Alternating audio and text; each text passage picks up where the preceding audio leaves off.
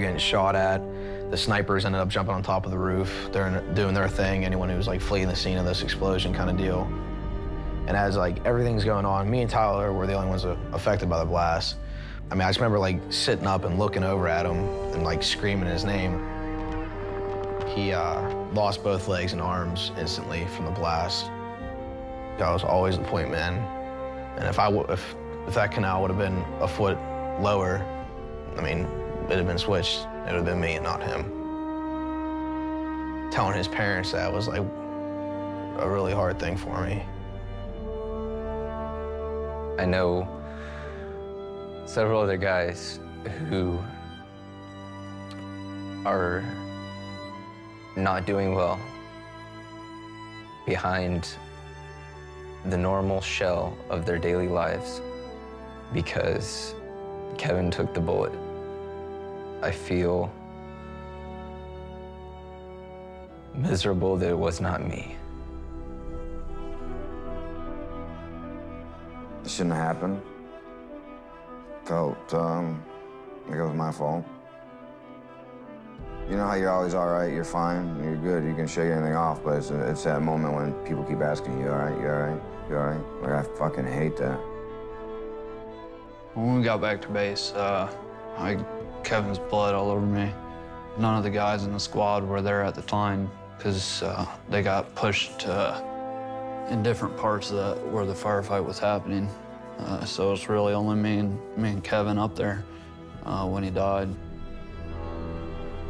I was really pissed off when I got back. I noticed a lot of things that I used to find important in life that weren't.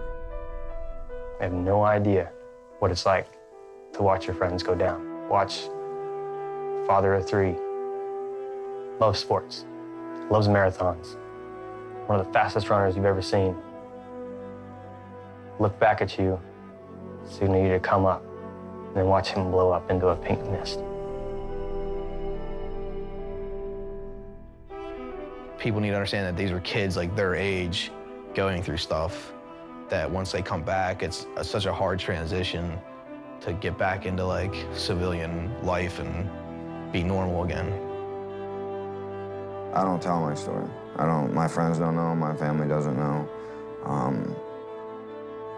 No, not really. I don't really talk to anybody about it. Not even the guys I was with. No one really wants to talk about that stuff. Yes, this is the first time I've ever talked about it. And it's good to get out sometimes, but I know the second I walk out of here, it's gonna be, if someone does ask me about what happened, I mean, the best way to say is, yes, I was injured in Afghanistan. I do not like to talk about it.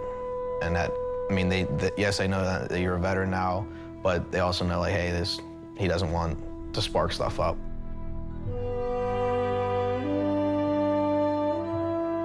Bear the Burden Project focuses on an anonymous social network that provides veterans an open atmosphere for talking about their issues. You know, the next 10 years doesn't have to be like the last 10. Every donation you give will directly affect the lives of hundreds of thousands of veterans from many different generations. We're here solely for the veterans, regardless of MOS, regardless of service, regardless of war. We need your help.